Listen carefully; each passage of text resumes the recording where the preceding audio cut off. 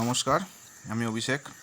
আবার অন্যান্য দিনের মতো বাচ্চাগুলোর ট্রিটমেন্টের একটি ভিডিও নিয়ে আপনাদের সামনে চলে এলাম। এই যে বাচ্চাটিকে দেখতে পাচ্ছেন, এই বাচ্চাটির নাম তামা। এই বাচ্চাটি কিছুদিন আগে হঠাৎ করে খাওয়া দাওয়া ছেড়ে দেয়। খাওয়া দাওয়া ছেড়ে দেওয়ার পর হঠাৎ করে দেখতে পাওয়া যায় যে বাচ্চাটি আস্তে আস্তে ঝিমিয়ে পড়ছে।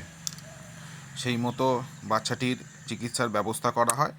দেখা যায় যে বাচ্চাটি পার্ভো রোগে আক্রান্ত। প্রথমবার স্যালাইন করার পরই বাচ্চাটি প্রচণ্ড পরিমাণে পাতলা পটি করে ফেলে। এরপর ডাক্তারবাবুর পরামর্শে বাচ্চাটির চিকিৎসা সব রকমের ব্যবস্থা করে লাবণী এবং দেবযানী। আপনারা সবাই আজকে লাবণী এবং দেবযানীর সম্পর্কে খুবই পরিচিত, কারণ আরামবাগ বাতানলের আশেপাশের যেখানেই কোনো বাচ্চার কোনো অসুস্থতার খবর পাওয়া যায়, ওরা দুই বোনে ছুটে যায় এবং বাচ্চাগুলো যথাযথ চিকিৎসার ব্যবস্থা করে। অবিরামভাবে নিরলসভাবে প্রত্যেকটা দিন বাচ্চাগুলির জন্য এরা করে যাচ্ছে নির্দ্বিধায়।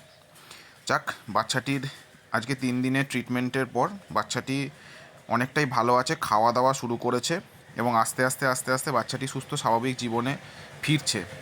আর হ্যাঁ, আপনাদের আশীর্বাদ এবং লাবণী এবং দেবযানীর নিরলস পরিশ্রমে আরামবাগের বাচ্চাগুলি যথেষ্ট ভালো এবং সুস্থ হওয়ার দিকে এগিয়ে যাচ্ছে। যাক, ভিডিওটি দেখলে ভালো লাগলে ভিডিওটি লাইক, শেয়ার এবং সাবস্ক্রাইব করবেন এবং অনেক আশীর্বাদ করুন লাবণী এবং দেবযানীকে। ধন্যবাদ। দেখে নিন ট্রিটমেন্টের কিছু ভিডিও।